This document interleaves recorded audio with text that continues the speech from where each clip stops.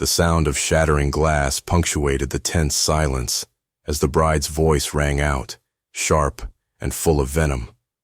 "Are you completely incompetent?" Madison snapped, glaring at the waiter crouched before her. He was frantically trying to pick up the shards of the wine glass that had fallen from his tray. "Do you have any idea how much this dress costs? You've ruined my entire wedding." The room froze. Guests exchanged uneasy glances, their murmurs growing louder as Madison's tirade continued. The waiter, a young man with tired eyes and a worn uniform, kept his head down.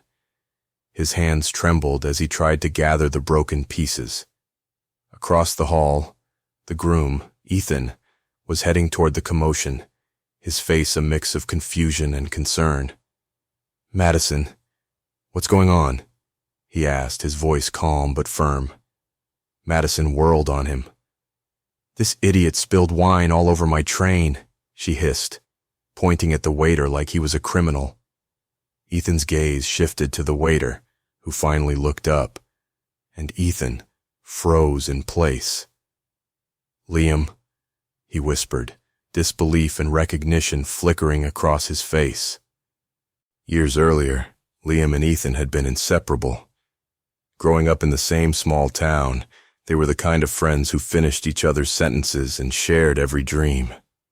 They built tree houses, raced bikes, and made plans for a future that seemed limitless. But life had a way of pulling them apart. Ethan's family suddenly came into wealth, and he was sent to an elite boarding school.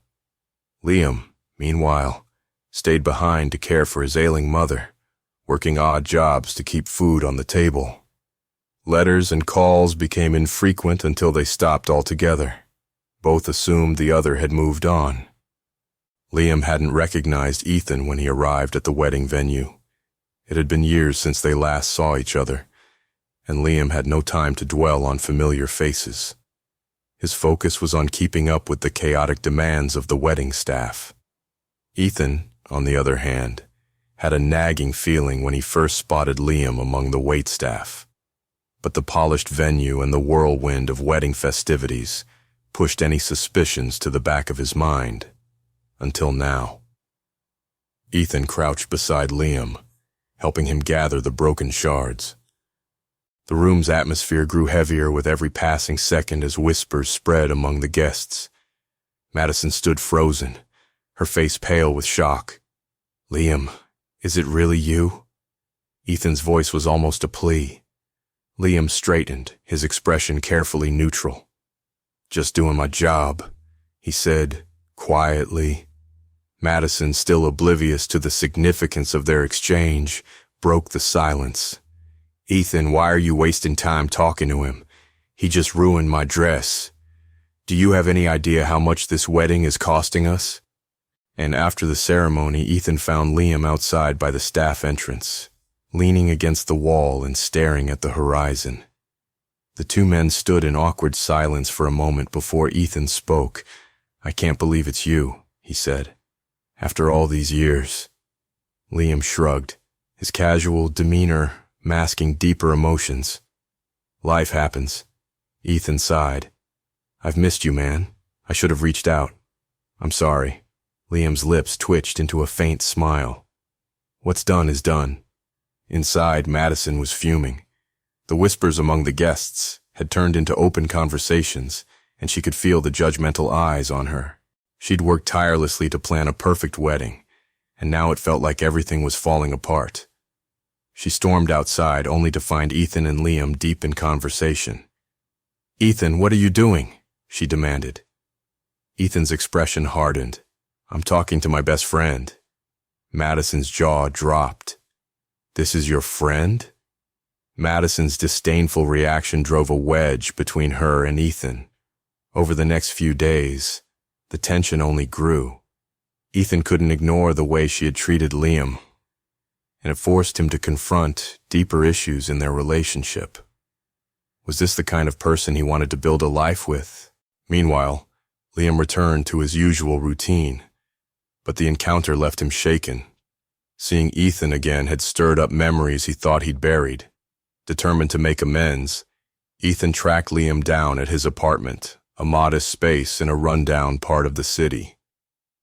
He brought with him an old photograph, the two of them as kids, standing proudly beside their treehouse. "I've kept this with me," Ethan said, his voice heavy with emotion. "All these years, I never forgot." Liam's stoic expression cracked, his eyes glistening. "Neither did I." Ethan confronted Madison about her behavior. "What happened at the wedding wasn't just about Liam," he said. "It was about the way you treat people. I need to know if that's who you really are." Madison, defensive at first, eventually broke down. "I'm sorry," she said. "I was stressed, and I took it out on him.